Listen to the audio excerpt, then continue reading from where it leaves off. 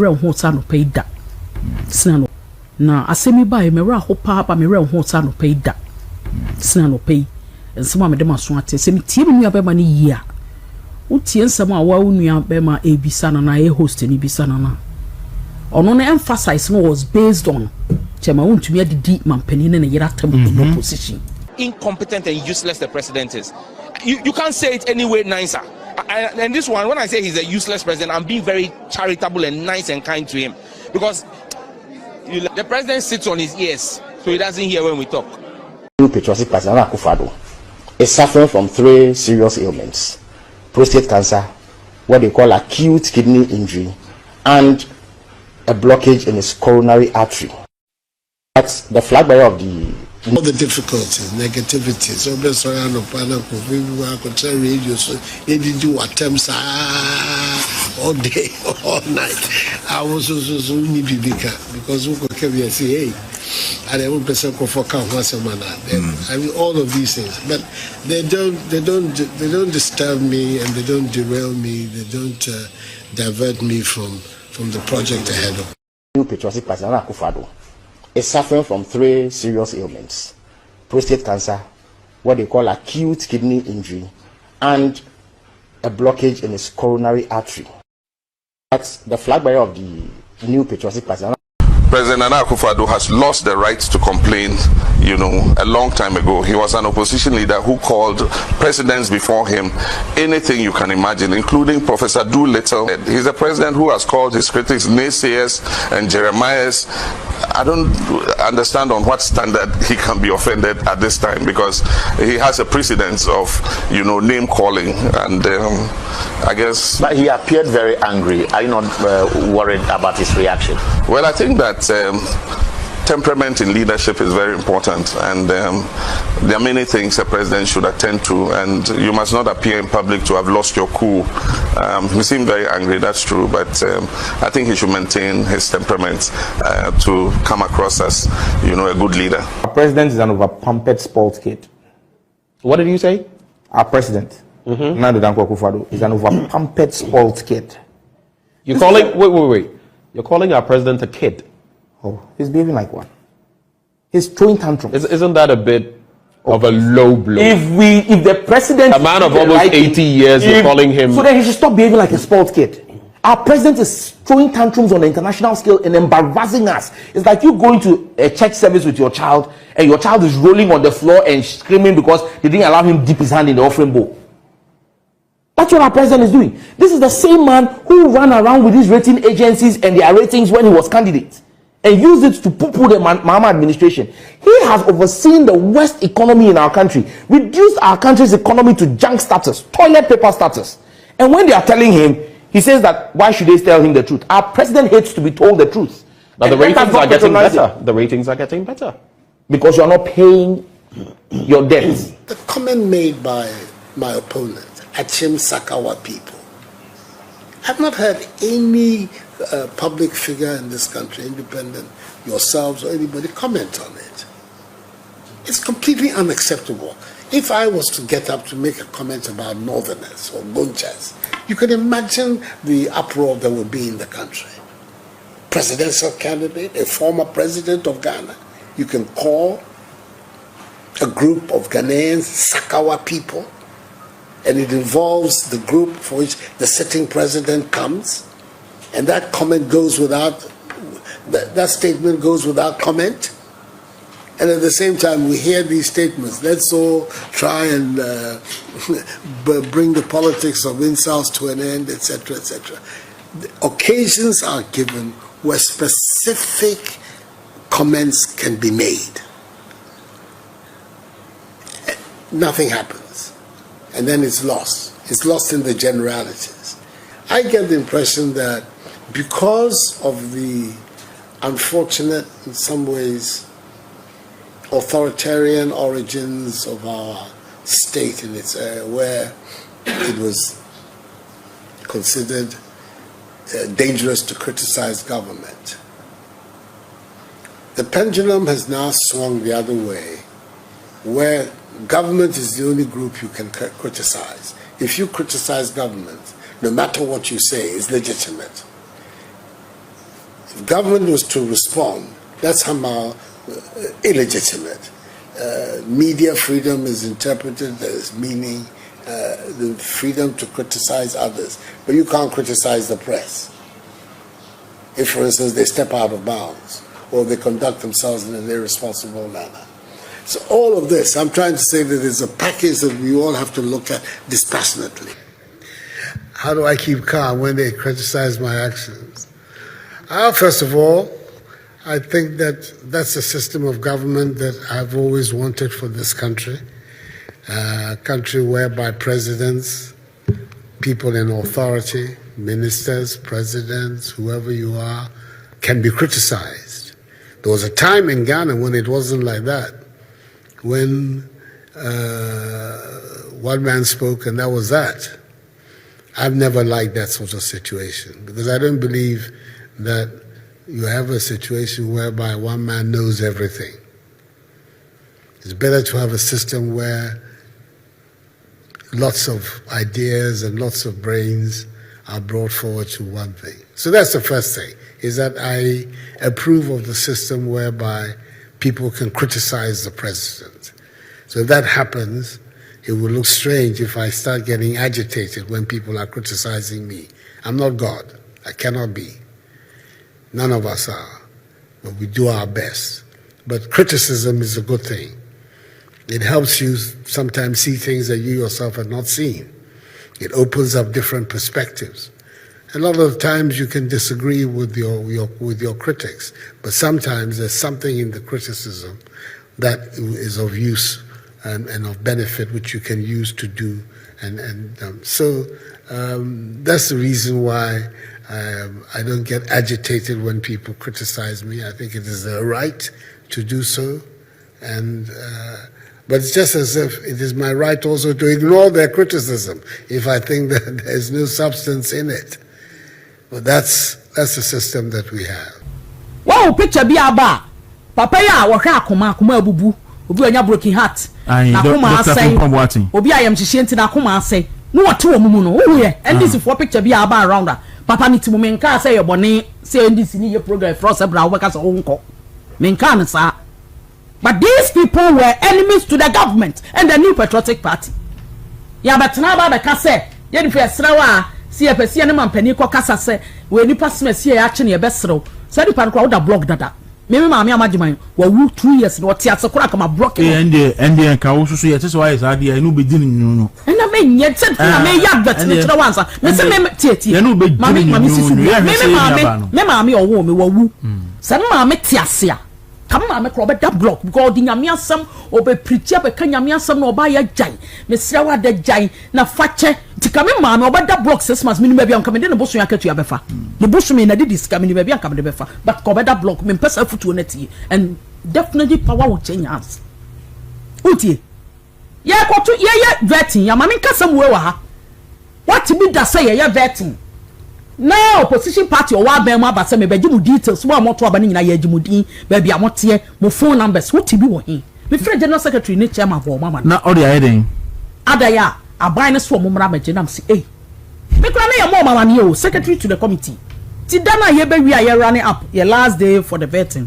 and I call no sabe be say give me the phone make us wo sunya na wo mutie madam no so what do you need it for open your details na dey day uhia wo de ye ba de wosian say elections na mo konam say please this is not general elections it is our internal elections in yako you have no business whatsoever where you are coming from to request for your details at the elections. If you want to go and arrest Obi, look for the person's house and go and arrest the person. To the extent that she came to the vetting grounds, so she couldn't enter the room. Mama was there. Mama she couldn't enter the room. And Secretary Kanam said, give me the phone and beside the question about whom you know me answer. And from that time she has not called again. Abusia wadaroma mamenchi ara me mo akwa banfa umbra the Randy J report so na wadaroma ene de kan ya ohwe medwumedia mesra se obe like me video ama me na wa share na wode wadwen kire nso so abana anua ensem bi koso o my Ghana mu hanoma ebredu se Ghana de hye nyina se wa manyokuo ne wa ban mu se nyi wa manyokuo se se yetime se kire se na ye ka nokore ewo mu se bi kasa twetwe ene nsama hodo bi a efa mpanifo ho enye na eni se obia nso esoso so nanso so aba ye de botechi no ese se yetimi e de boba etoda titiru ni NDC amonyo ko otimi tena se yenhwe ha ema emu ade hye eso pampanimfo se wo ye ohene se wo ye sofo se wo ye omampani se wo ye hwan etimi didi watemu a enso so ye nka bi nanso so bra NDC baba mi wono ma hyase a wono ma chichi Ghanafo ukokire wadwen ehe ukokire wadwen kwa kanse ni achew ni ade picture keke kura kokoya na aban ama BNI4 ababe faw aya no na ababe yense bebre na no pay de ama me kasa itintin nyina ne se channel Bernard Ntwibosi akọ chairman wontumi ya ye baba chi ni na no pay mpenifo ahodo bi omo ye adwuma o national security wono mo nkomodie mu ababe de se chairman wontumi na ya che no de eye political power bi na ye pese ye kire no si e kire ni bi kakra bi wati wa afrise ebere ya na aban wo power no okotena ni TV ni so no gunkunkun ne metri na wo kire se wono nko na ye be ma wo man Ghana mu ha wono nko wa ye ka bi enka bi semre bi Bernard Ntwibosi akokotena ni TV so ka se wono de wo ye de Ashanti King Kong inti se wo ye NDC na ba Asantehen na wadwenya wo se wo ba be bunka mafa MPP for so Ashanti regional ene wono so be kire wo pa se wono ne the chairman Ntwibosi ensensem no a na so obi anim se we de ya na ya monyosem ena ya na wono we wo mse to de bia ya na binom kasa ma na go overboard edi amanfo yere nom te se to de bia Bernard Ntwibosi akono obo Lodi na Mahama din no de kasam ne ade ya na entwaye emfata nanso ye bisa se eno nko atimi ya ade ema amanyofo ye de amanyosem katakata ye nti ko jeli obi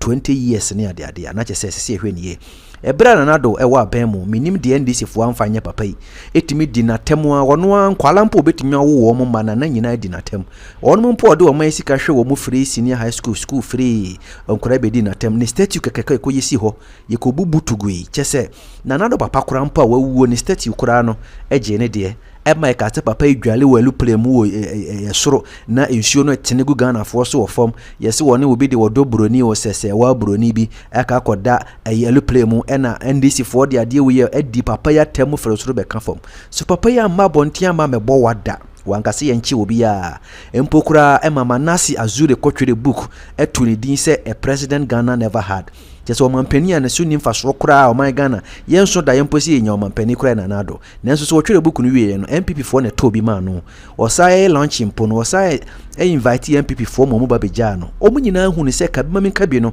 enye se wo so original timamfo so tro bi ammo kwan na o mo so enkire wo no madwene na no betimi aboa ama o amanyoye no etimi akọ nanim pa odi enko ne enko tie Jennifer Queen ene wa soja fise nsema hudo bi ekoso no kire sese wanka bia na chese enko yi o ma mempo ni mpo korate ase ene wo stop na nka enye ye fise we de sese otibi dina no tum na NDC fo ba be chi wo munyina ekogum na ehu se ampa afei ena mode violence no eye adwuma pa yenko na odi yenko tie Jennifer Queen na nsa na kora mesere se like me video ni bi ma me na share na fo adwenche na so bra na yenhua de midru wa ya se nipa ko kana me se gabi na katre me communication regional comms officer no say mama they arrest your chairman or they jail your chairman. I'm sorry chairman how am a bag free to for men honestly men and a dano say yes sir some of us we are just being strong. We've been strong for a very long time. Yes, strong money pulling on the strings are it be a veteran came to me. It wasn't an easy thing for the committee, particularly on the first day of our vetting. No na sasa ne kusi ene de na edin yenso ene week pepepe ene ye dikan apeke signal na jono ne ade nyina se because na lawyer attachia eniko ti ni wa file motion bi wo court say one court judge no and refer some portions of the case border on constitutional interpretation and go Supreme Court for constitutional interpretation. Now I hear that answer no or the same motion no e mo de coin the lawyer junior lawyers ne de coin na almost left for adjournment enko guadase na be ya oba ono aba be movie motion no argue eji ano parametia na yesoki bia yenhwe metia na eba information by say sa motion na omode coin lawyer judge no atuagu. Wow. Into why say onti we dey need emu asam na nsa na obekoso say ye dey we ni court say o be say ye betimi aka asam enti no wa bo agutu kan ya pe na me hu so ne ete no before yi ne nyina no ende no a tikikiri enwie show ne de na abasa ye se agye chema untumi 20 years in fact na sad na very unfortunate be jampani for say otimi wa oroka na beti tina okoya wachi so ne esi yen machinye wachi go social media for time mo so wachi go we de machinye kura machi go na nye na me ba me ra ho na me tie woye national security deputy operations national security office of the president and now sign national officer for their party me boy me nua bema Mustafa Bandi na asemi ba me ra ho pa me ra ho sa no pay da sina no pay ensema me de maso ate se me tie me nua bema ni yia utie ensema wa nua bema ebisa na e host ni bisa na ono na emphasize no was based on chema untumi adidi mampani ne yera tam in opposition but otio metie pa in fact judgment ne ba ye no it came as a shock to yenyina. Yes. Obi a also tan chama wuntumi mpo. Sase mo ba ya anye won sama wo ye human. But what ni? Me tipa. Judgment we ba no obi a wo tan chama wuntumi mpo a wo mpani wo benya kra na on insist wo wiase. Wo benya no wayira. O tan na nipa no ma se kire. Enye se tan o tan no ko ye. Ye de adwuma de ye de nyuma na hye nipa ne nsa wo na ya dane ama no. But the fact that he is not in the system, the person is okay. Yeah. And the man nipa ne evil. Not just a time keke. Okay. A jealous person is an evil person.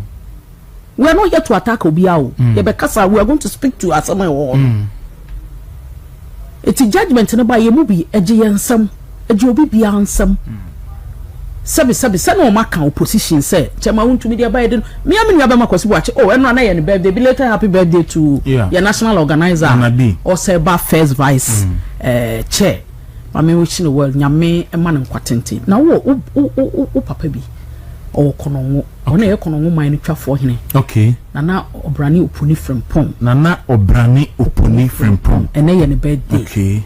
Only you wish a happy birthday. Happy birthday. I was training in arm and trinkwa, Ninyan son, in Nimudia, Radedia Domina or Dibu, Nikuruno, or the canning and home with the Bukuruno. I'm say, Yabeko soa, sitting a mess or man in town, no man in you can see it.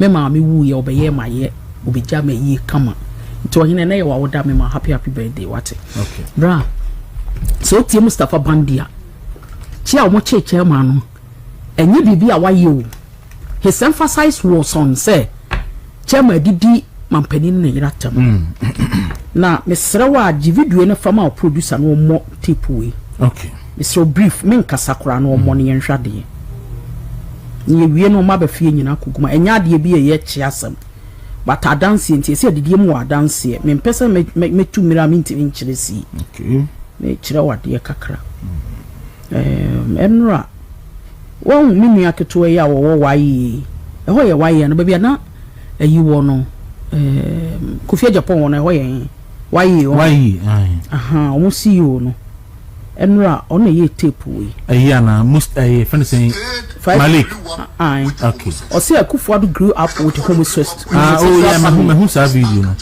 me who saw video no any enona me you on my phone see all these things were said by opposition party members when they were in opposition. Now they've all occupied various positions. Ewa aban mu.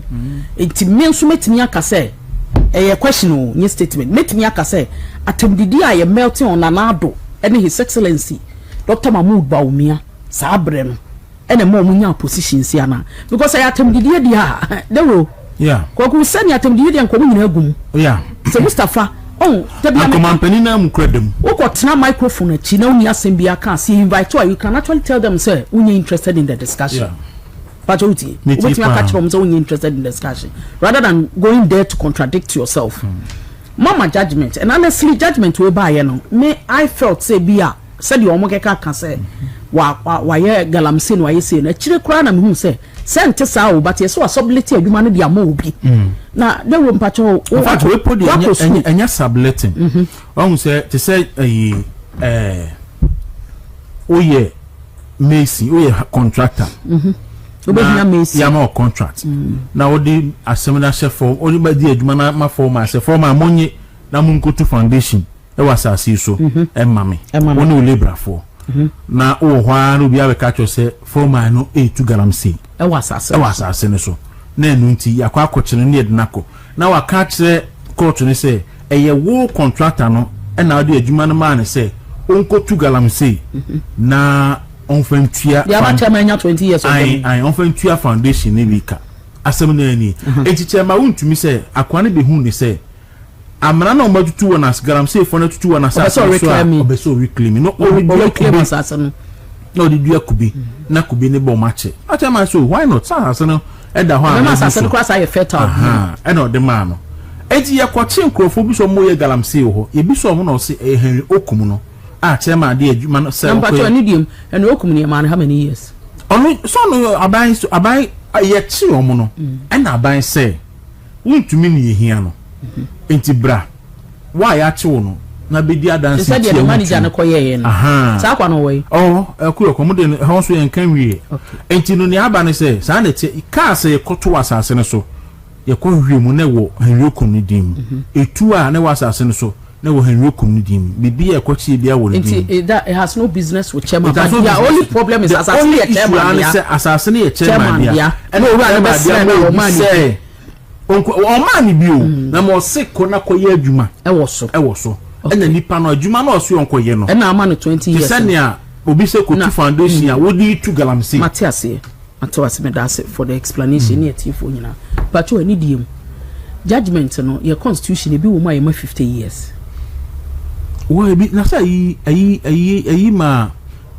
bafu boni ema and yes so no ko ba wo so ba be de anti bi wo hosa yeah emi nkofo wa sambo no po ebi o woni ntia me kasa nkofo wa sambo no pa nkasa woni sa 1.5 years a day yanima ye bebe say ye wa ha yes ana mampani oti akonwa so ani diem ebi o bia mmana chia no pai ebe ka kire so no ankasa na nkofo otu galamsey mbacha wa ha o enya chia asam ye me fa ho mfa hi we ye ko ye no be fa na hwan ya ono ne kan mate rere obi bi a working prison na ebi e de be fa ye utie ono na be ka kire you said nkrofo no dodo na ye galamsey ko Erastus don ko page na ko hwade uni Erastus don ya minim ni pa ko ni page ye ni na Erastus be ka kire se nkrofo ye galamsey no onu kwa na obodi se bi a region we constituency we chairman e wa ban mu na nkrofo na etu ba bi okra ma soldier for beti omo woni enya sa yes eti ye ni ha na ye de miamini aba me de ni twi na etoro sa wo Ashanti region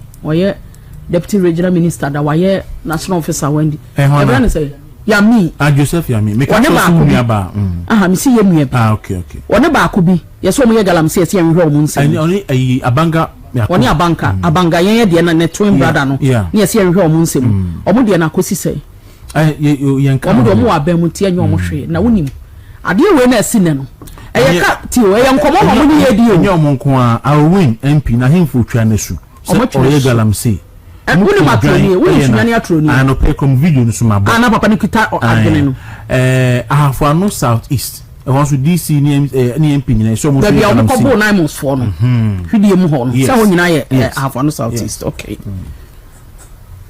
won se ade a omo NDC fo aya akire ye no omo ankire onuado utie nitie pa ya kasa political prisoner omo ma chema wontumi aye sese na omo ankire onuado you will die, eat, drink with NDC the next minute obeje liu. MPP for ntie no ntie ni yie. Me ka mi fi asemo we nya 9 months e de be fo obi akọ. Bra, omo ntie ne nkwa sopam.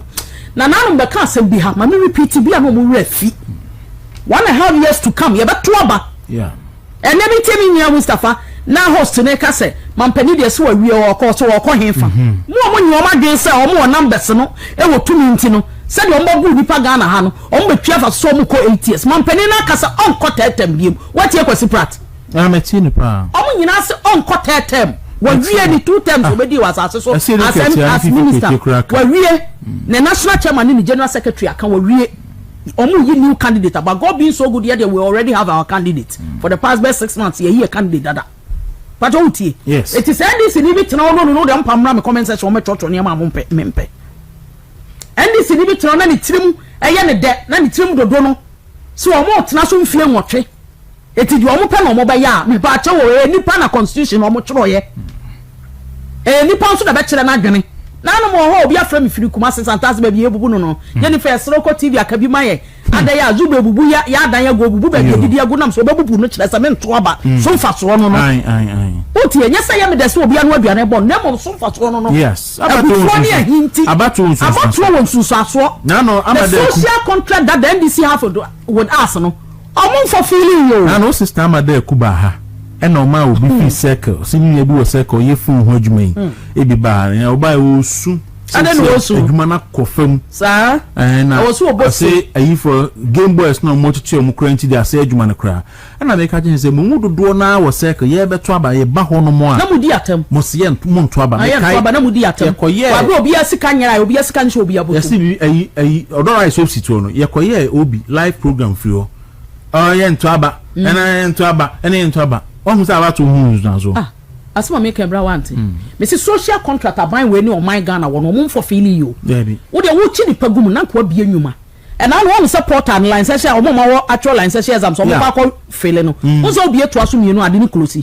obi ba ko bia betua 75 Ghana o ko black up no so a o mo ka wo 75 Ghana to bia mienu say 150 mboa and I say 150 right wa wo tua 150 ni wi a o ko bia third one yes why is still time NDC for omugu black up no so take up omusu ba ya breso no ombe ka kire opposition say omunim die nti obi akọ training college awie no so sabe troll and session exams so mo ka say free SHS ebe collapse yes say so mo the free 2027 double track sorry echo 2029 na be anye na to for the promise ni say aka by 2027 no obe wie double track.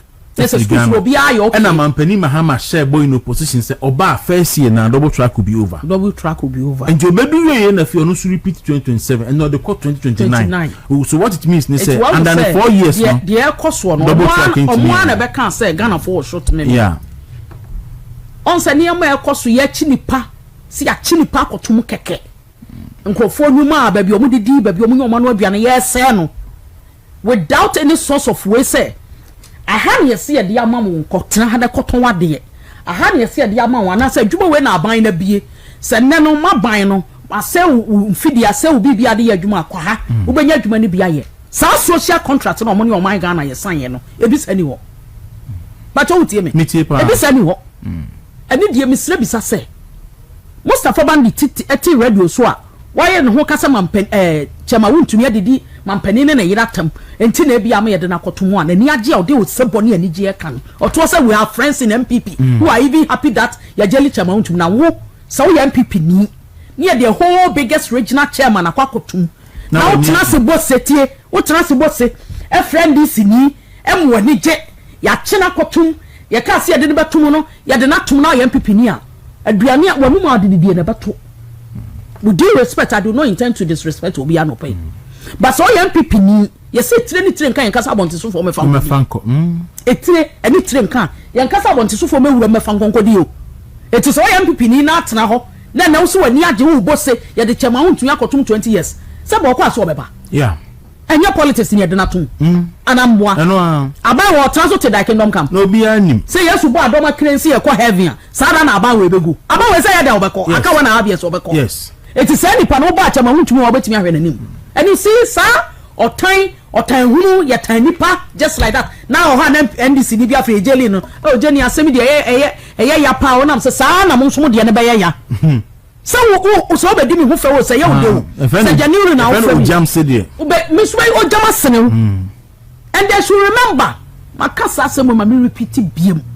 Se power changing ne which I know say inshallah by the grace of God nyame be pagya ne nsa. Na ya nyam pepeni na wakọ utie wakọ mampani ho na wakọ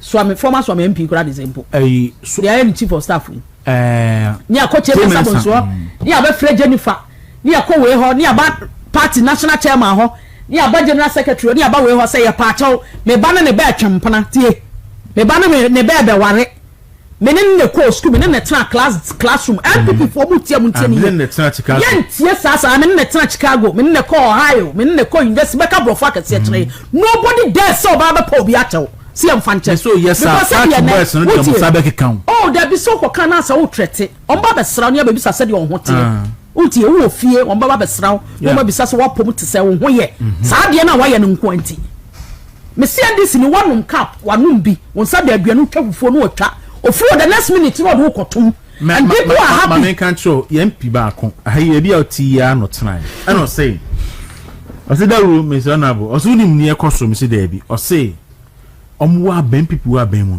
na dafia makpo ene obo MPs bi do voter region e be do sala onu ene tomu na MPP ni di sala o no tomu ni ma omo utie omo de koma omo nkrofo etu obeka sa asem we na wo sa na kora popo na na omba ban mu ofre da fema kpo no kura won onye na te parliament so ofre na won fa ofre na on fa ya katua ni bi no say ya me ena mko sa MP a wo kan ho se na odi aban wonya appointment a me call ne ho se me beje bibi kakra na de akoma musremi fo ma no se me ye ne da ma na no ne ono abo Fatima to abaka ene Laura to ne Helen ye beje ne ma kakra ne de akwakoboa ma no kranke ahwe ani achi ye de etiko na be ma ne aka kire se mukro mo duebo ene wo betena aka kire wo se ona na mo no mo de kokoma o de kon constituency me bo sabra na ye ne de no de na fom but ene on net parliament o nyese won parliament of friend on family nyese so chia no kro beje so and that thing is not going to repeat itself my brother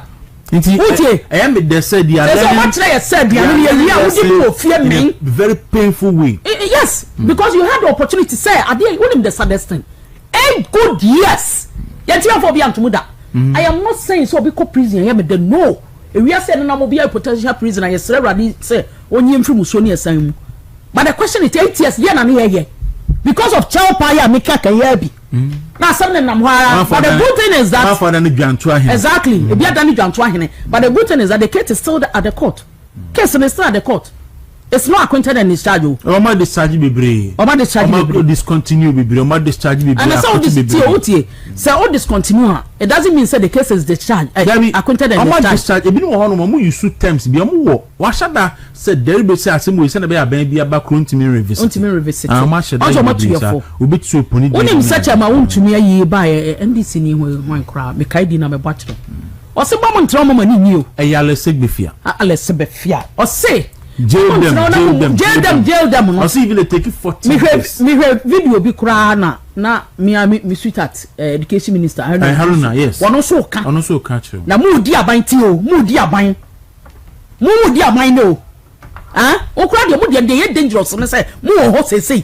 Me say paper we a friend the news center from there 2 weeks in publications are why here about auditor general findings war NP digital makulu hono. Oh, interesting. Ye kipisa records nina. Erikopoku say, "Sa akokon ketinketi sika no 240 million Ghana cedis no. I was NDC for na re no. My catch and say unkipi receipt. Omo amowie nyina omo sending the videos no unkipi. And some people who are better in position would was so tia na say oh ya be sifie nsam about to be a national officer. Tibu ho na de abutu so no akata so. Da che be ka ho asem. Sa de ne ye wa ban mu a party di hia mo akora be bra. Bi okora ye mfiu. They are the boy opponent. Wa bra nim se pa aban ne sesa na obeti opposition sa ni pa na abo no ntimi ye ho. Wow. Wo no kwa no be ma ye okolize ye na me fa wonko. It will be tight some people ni bia obenya utiri be ya obenya appointment.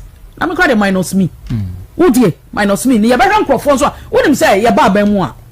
There for the first 6 months mo nkrofo bi mpanimfo bi ahemfo asofo nkrofo bi a omka bi ewom omo ye maferefo a me block yom ma ka kire omo kura dada I block them I will block them block nation after 6 months they will pull back again utie bibia ekoso ne CSO so bi akana no apado neutral so bi akana no apado ahemfo kwa de omsuro so mbeka because omo kan ma bedi o matem enima asofo ebi nso de omo Christian society no asofo anyintire omo ka biewom obi akana no atum affirming say bibia abai we ye MPP fo bi ye mboa yes say you was centrofo bi no a wo mo se mampani o te so anei o ye deputy Jesus Christ yes e wa asase so yes oye hand bofo me pato ye we ne power Dr. Baumi obey the Jesus Christ in fact obey Jesus Christ himself obey the 12 disciples obey osuani obey bibia bi and bibia silence our omode ato yeso ne bia it should remain like that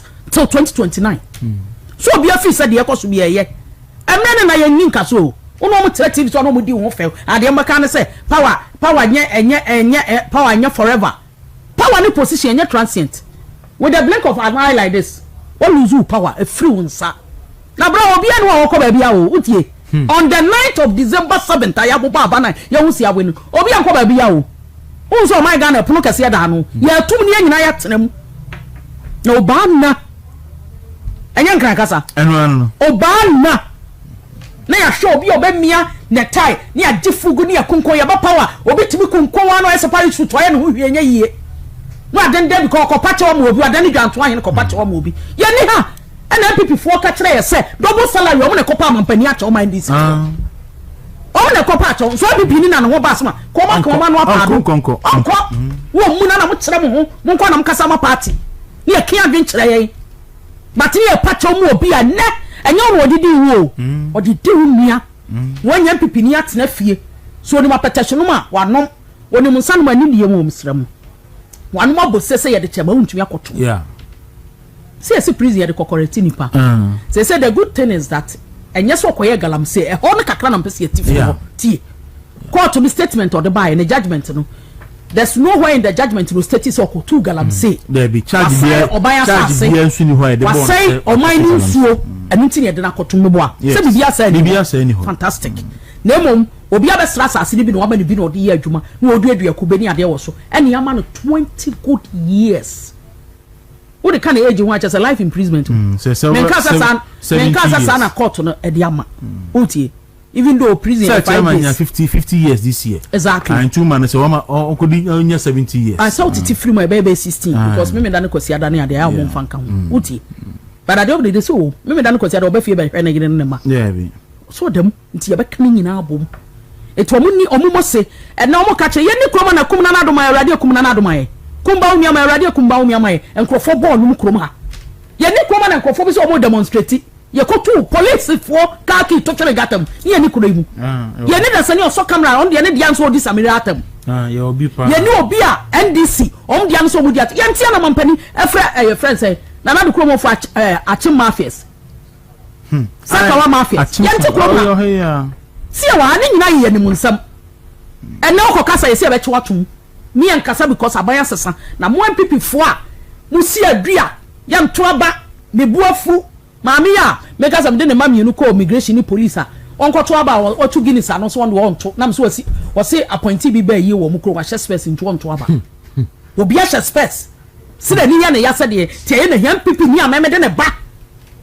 ko immigration any police so onto aba ne buafu yanto aba na sunsun sanso ni na asema mo asema ye bi samo na bayin tse ya obeka kire mo so oba obaye no kafro bra o ka so obaye no obaye no waye asenof anka me ya bo ma me bi ho ne ba ko free SHS awie ama ne ba no so ope eyi ne ba ne ko university no so ope scholarship den na ama no se den ya MI tina ma mi gina polling station e pamunko for say omunko to aba ema MPP no ba na opamo nti me pacho na me say MPP no ba opamo na ban we ba no mo fufuo na e de aponchi mu obi how ungrateful can you be yes you be ungrateful abana show ba akofu SHS ba ye no MPP fo na adodo na so omo ano mo Ghana ha na e fi so omo tete to wasas no e be ye o time a wo mu there be me come say I don't know if Nanado and the New Patriotic Party will offended some people wow picture bi aba papa ya wo hwa akoma abubu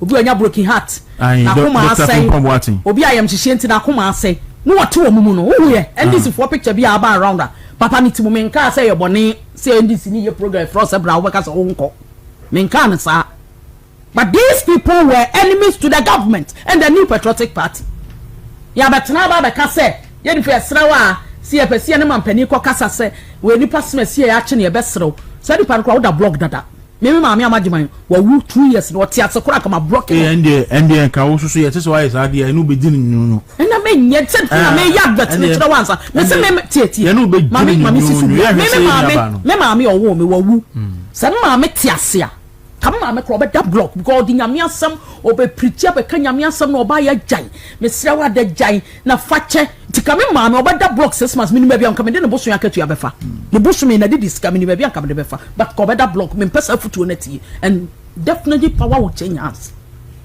utie ye koto ye vetting ya maami kasam we wa ha what be da say ye vetting now opposition party or wa be ma ba se me be gimu details wa moto aba ni nyina ya gimudin ba bia mote mo phone numbers what bi wo hin me friend general secretary ni chairman for mama na all the ayeden adaya aban ne so mo mra ma genam se eh me kura na ya mo mama ni o secretary to the committee ti dana ye be wi aye running up your last day for the vetting and I call no sabe nam say give me the phone make us wo sunya na wo mutie madam no so what do you need it for open your details na the ayeden uhia wo de ye de ba de wasian say elections na mo konam say please this is not general elections, it is our internal elections in Yako. You have no business whatsoever where you are coming from to request for your details at your elections. If you want to go and arrest Obi, look for the person's house and go arrest the person. To the extent that she came to the vetting grounds, she couldn't enter the room. Mama was there. Mama nam tiwa, she couldn't enter the room. And Secretary Kanam said, give me the phone and beside the question about whom you know me answer. And from that time she has not called again. So here aspirants no more kono here in vetting. And mind you, the fact that I'm the regional chair to the committee, you manage Brown regional elections. We work under an elections committee and the headquarters. But what you say? Some can't say general secretary the mama assignment. Yeah. It's in Yami and I'm sorry and I'm cutting up on some elections. If you have any business, deal with the headquarters. And I'm what? No. You don't come to our vetting grounds to come and request for data. Say, I buy we say, me I buy beyond small baby. I buy small baby. I know mobility baby. For table back question and no a small phone, small time. Now what one now what basset. Now men who and Nimo. Nimen who. Who's a mecabo men who know. Anka bebe bonupa. A brother minya ho de them cram to some more injury. Minya ho de but some kaya akanka sa twi di atren de nkebeka bi atren. And you see back to business aye kai. Say power best and now no TV so they start insulting you. And the little thing that you say, they won't name slip of tongue. The little thing that you do, the little you see acho. Boom so is back near to Biakotu. As my making so to so nearby a family near he. Me to a contract ben I'm signing pacho. Board ben and I'm that so. And why you lucky? What one will be the bro for one from? Hey, you are not stop the job, I'm killing you. So why you do my party about power? Who could be to work on? I will say a couple of phone. Just come, mamma, me ask and be and mammy. So I'm kill you. Bibi sa se wo fie o ba se bi wo fie sa de bro fufu na be kumu be kume ya ti ase wo de bro for say you are not stop the job am kill you na me say eh wo bro for nsa nya ya wo ragina so wo bro for nye wo kodi e wo bro for nsa nye and you see ya kan ne de aba betwam ne ya ka bi ne de ayesege ye nam ho ye nam ho nei me pie fie say na ma freme nana ma freme ma na me keto a waka na me de ho gya na say me kono ma ma nyame nkwa mo ti se ya cheme a me koye adwuma som me party munim said me communication fa see ya chimia your time enti me since our power say ya death threat started say ba me so no pe be ma make to ni to da kura no abre me me say mama me ko in case want because our pressure enti yes na aba no ho be no basa sa me dru fi of frame wa ba fium say mama ba fi asada na kuma to yan sakra no watimi adidi. That is the life some of us we are living in Ghana here. Then when power changes hands na MPP niam yakot ahye fugu on hye ne size so hye kakraka hye se Paris suit no come and penny so akwa chew. Will be ties MPP ni. So any part of business do the business with the person. Do not involve the whole party and the government. But what you? Whole party need the whole government. So if you say, "O mo aba mu jiji o mu sika bidi, o jiji ni bibidi, o na o ya na yonko, obi na o se no sesa mo ne ade command na ema na yonko o NDC. E ko ye chiri we o na ne parliament ko kasa no ho mfi. Mo de MPP nkwa na mba power. Mo na me ya ha abofo. Ya na me ne ko school, me ne na bompa ye bomu. Samia wukonyo ne mampani ne ko Assemblies of God. Wo munya Assemblies of God members. Me me Baptist ni Shalom. Wo munya Assemblies of God members. Ye jeli untumi no, ya ka say mampani ne honorable Samia wuku na Samia ka som penalty no. Untie. Obi ahu ahi o nam sa kam no wa ya nya. Ya nya bia ne nam. Se ye de ne ya no pe no mo taye. We am ka o ma so mo ka o ma so mo record na mo record. Wo mo chi nkrofo na mo ka bi wo mu no asem na me ka kire wo ni mu ama ka kire wo ne ya start ya no ma so recorder na da ho say ya kese na no bepa uti nyaminti ya no so ya pa ya so bo nyansa na nyansa fo mo himie no ne to mo ni mo e no mo nyamin so da nti ya no mpa da unya share flyer no obi abaye passing comment bi na ase ni mo nim ye so ni mo we've been in this game for 28 years enya no da they know us, we also know them, and power is transient and they ebeka na no manya minor parties ni bi ne bo afu ate ho free party no mo aka bom o ba ni pa je wig tenasia ni NDC fo kekeke wo kasa ne he ni asofo ni dia pass ama we no mo to kekeke no mo sere asamre ne na yedika so na we uti asamre ne na yedika so na me nuane na me nuane Jennifer na so mfi me pa cho obi de ba ba mu no ani diem wo bra me nkrata so opadwuma o se me hwe wachi scholarship bebrebe anyankopon adom private ones be neta moa ayetibi ya de bo anipa yehwe wachi because me I believe in this principle say me fearful ni di ya me timi ma bonte so for me fan kodi o na msa me nya ba tan ma me bia no aduane wie no ama fearful ani amen wo mu wi ansa wakora ho de aka no tie wakora ho de ama bonte so obi apon kase me nipa boni ni I don't care utie ma bonte so wa ma fearful ami ansa na bonte so fo di no ye mfefeni mu asantefo e kase bia so ye mfefeni mu wo ye hwehwani mu wo ye mambofo. Let's all fear the crowd fear. And we are not going to tolerate that again come 2029. I am telling you this. What the Omuntra no saka puma no munyam no say power na dey yetna so mfie nwotwe. Constitution na even na kire say e was so tena so 8 years. 4 years after 4 years Ghana will make an assessment on your government. What ye? Apart from say I do a time no mu tia tro free opposition party ho.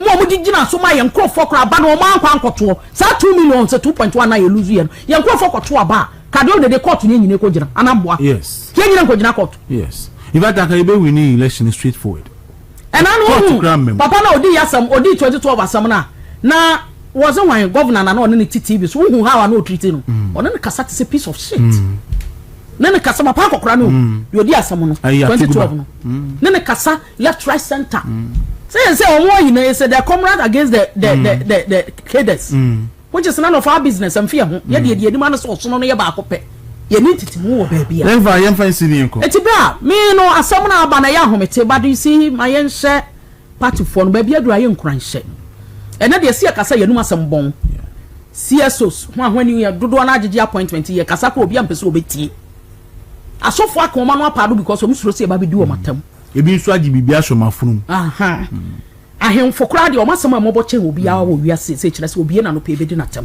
atroni ahemfo no mebo o mabaso pa me kwa me kwakoche o in fact me ko ho kra me ko ba ya to baso nwam okay me ko ho me ko didi na me firi ho a me de ti a me na chi a me eno ne wo hefa no on se sunwam o ko Kenya se kwan na okay GB so na asufu kwan ba bia space FM wo okay yeah sunyana da so na da we friend sunyana ene wo atroni e wo soro ho e wo left choba na e wo left wo left no so wo kwa etu disani ensuo no wo ha ya no e friend sunyam okay no adru asufufu okay atroni adomako minim sai re no sunyana de minim krono pa minim adantia minim fia pre minim benu nkwanta minim krono dodo minim dumase minim tra minim krono dodo na so what you say because ya ye adwuma na kwa koduro akiri MPP fon ko makoma to omo yam so omo chi nyina de kokko gumu a eye da ya emre no epeso se social contract omo de ma oman Ghana no se omo ye atwa 2.5 years right omo atwa wi 2.5 I said you go 8 months mu die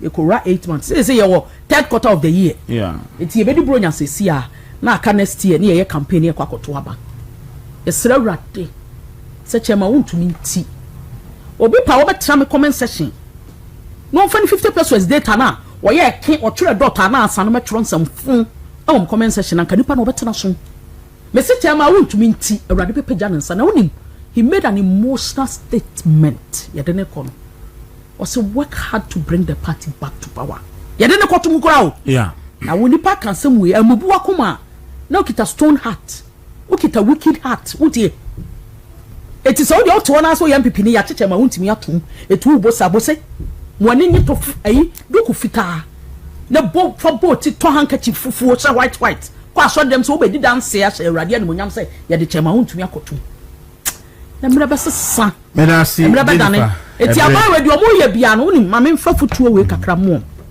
si ye de etu opposition e na omo ye omo masaka mboa omo ye omo niema omo sachire wiem because omo wo ho omo na di aban say yo say wontimi nya accountability so who say bibi kura koso ba bi na nya me say prior to 2016 elections na Ghana ede obu bibi atimi ka aban na ye papa otimi correct no be na die dum say is back ya ba chew where you say I do not condone insult sabi tafracha ni dim sa obefa mampani ne ho kani asi ho sabibi a wo to ne ho de na sene mu to ne ho I don't support it but so obi kana dwene se o man niam e koso na ni nye ho chire ni NDC ni chire ni a wako portal so ko register no office on one iska ko bobi si on de ba register de egu no mobile money so yate no na ne bofu no o kasa na MPP ni akọ hu no o ka bi ni ate no ene de ye wo hu bika patoti enu de ye wo hu bika se nu nti no so ma chi nyina akoguma ada kura na se we easy thing for mu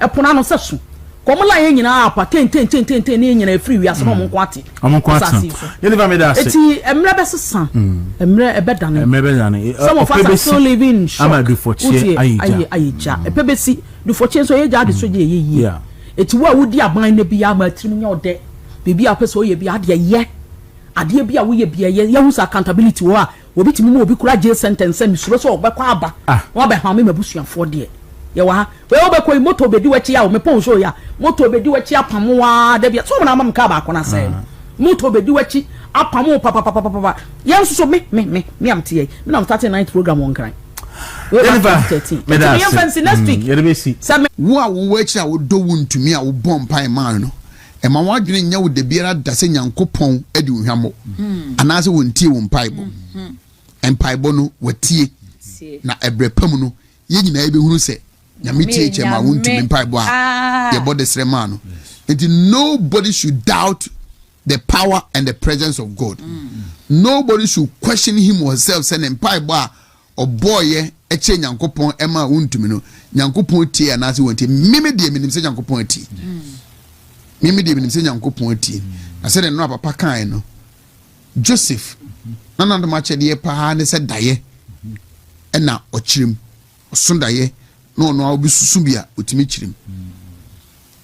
He was so comfortable with that, but senka wankwa fiase amani pe bia nsondaye wo ho ama wan kire omu ase amani pa na mpie nada yesu bi ama sankofo na nini wadan se abrante bi a ne ne da afiase da yesu de number 1 oye number 1 enti yankofa na mena da ya yasin o meche yemu a enka de woni mu pa no enkentumi mpie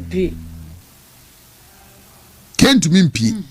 And sometimes when you are incarcerated, when you go through some problems, ya na edi nyankopon de prepare na odi abie kwan bi ama na de wo mu pa no nipa ehu me say the absence of chema won't me menim say nyame ya adomo a na emra eye adwuma enche obepie. But those who doubted the impact and the relevance of chema won't me to the new patriotic party no, they will see it. They will feel it. They will realize it. They will appreciate it very well. That be an ameta can say, won't you only strabofo or any passing and from so on. Oh, yes. Enti on to be bibia pepe. But ne papa and then the moana or the bois party no. A far outweighs them from so on it to machoka can't cry one. Na pese menkum nya ne ani bre no wo tan bonenti MPP fo bi shede buoma ni gu so emfaso a na ewo no so ma party no se de ye hu enti besi ne people are even celebrating the ordeal or coming. Thank God eye you say nto wa ede da enti eno de no ba menim say de wa fami nyame de prepare say no aka ye say on we political Joseph no. Indeed he is my comfort is that I have prayed. I have asked for God's favor and God's grace upon his life. Ninsia onum ewe fiase aduane a odi enura obenum sabe mframakura ohome no. I have prayed that may our Lord of hosts sanctify it. Sanctify it now, whether accidentally or deliberately. So being pompo pese ninsu a wodnom oyeni bibi aduane wodi mframa wo home baby odane ade senumpo ebeza akwa kanechi a I have prayed say you come out healthier than how he went in there.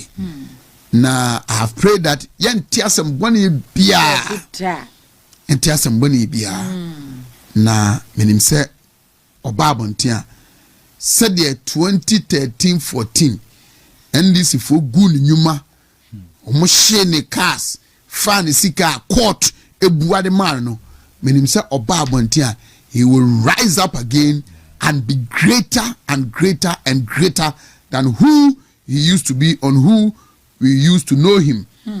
Na obeye kese aye kese asnesa.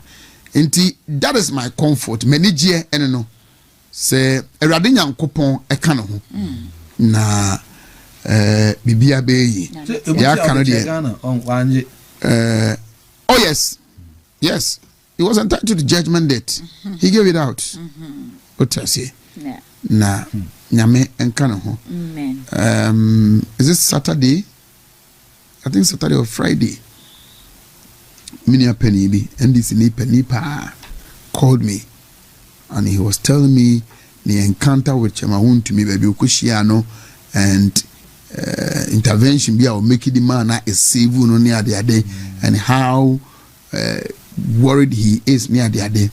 And so they be make come say Nkebeya nkubia nya opportunity engage in one-on-one. Then you will know the other side of him. Yes. What you say? You will know the other side of him. Oye nipa onye strabo from so on ho.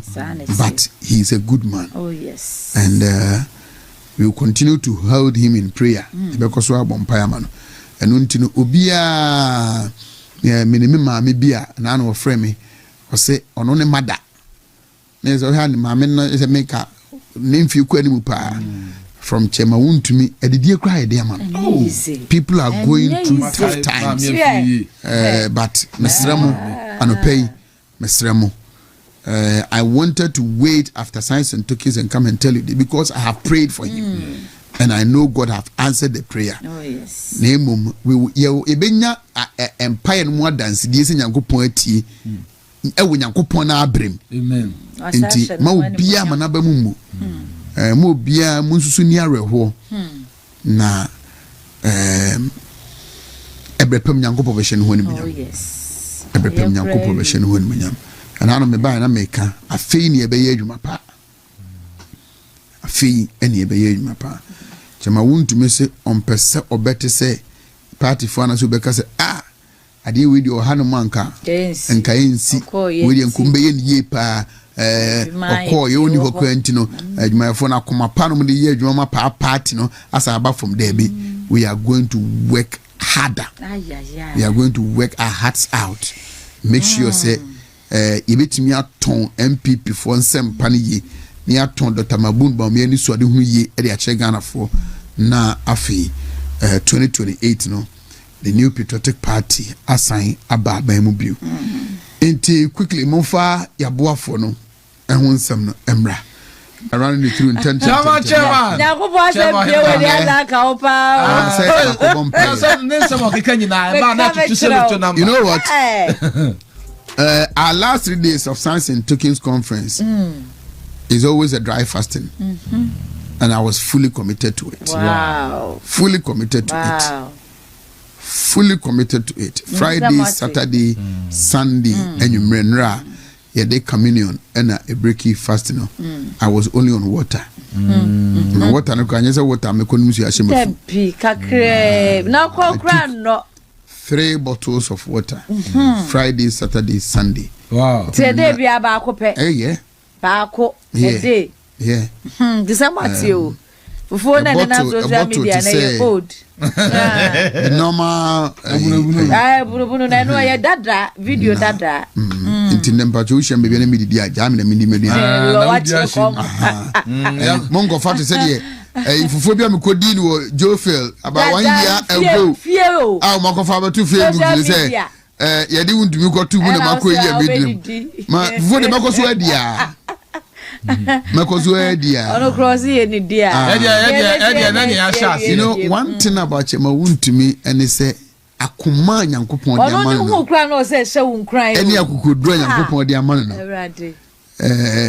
me bom pese nyame ma yi na ibi oh yes e be dia dance e da nyame ma yi na ibi otiase nti e da nyankopon ase mo amuguso mo bom pa amano nyina so mo nkoso a na mo mpa but mama dwe nyam da se nyankopon nti mo mpa watie na brepam no obehye no ho ni mo nyam why great nti mabompa ma munyina so na mo mo bi especially the last 3 days of our dry fasting the bompa ma mo pa any adwuma I dedicated some time for this and that's pa join so bompa ma munyina join so ahase Prophet Victor Kusibwati called me to his office good and use me as a point of contact bonfire yeah and the me na munyina ne adwuma efo nyina ayinhira bonfire ma nyina ayinhira enti dia kan se yenhwe yehu yi and ana meka enipa ni sanye enipa ni breye enye omu enu mu ko be nyina na we ho adwen papa even free say it's an opportunity for them. The absence of Untimi is an opportunity for them to do whatever they wanted to do to us. And I want to move to me. I know make kind of son. I will not look beyond our party. Any party for me. For Kuno Krane say from Monday a day, Chairman Untimi Koye, now watching in there. There have been conversations among our own party people. What I say? People are celebrating what happened. People are happy because they know it will advance their political ambitions or fortunes. What I say? There are meetings. Some of them currently at national offices. Omatana say Agye edin komo asre. Okay. What I say? Okay. But omuye nipa. And I will not blame them. And they pursue I wo mu no and omo demonstrate. What I say? But nyankopon kan ye ho nti enei ko ye nhwe ye ho yi edwuma ye mu ye nkasa ye mu whatever we are doing, you know, we should be extremely careful. Extremely careful. Media minim say in this time see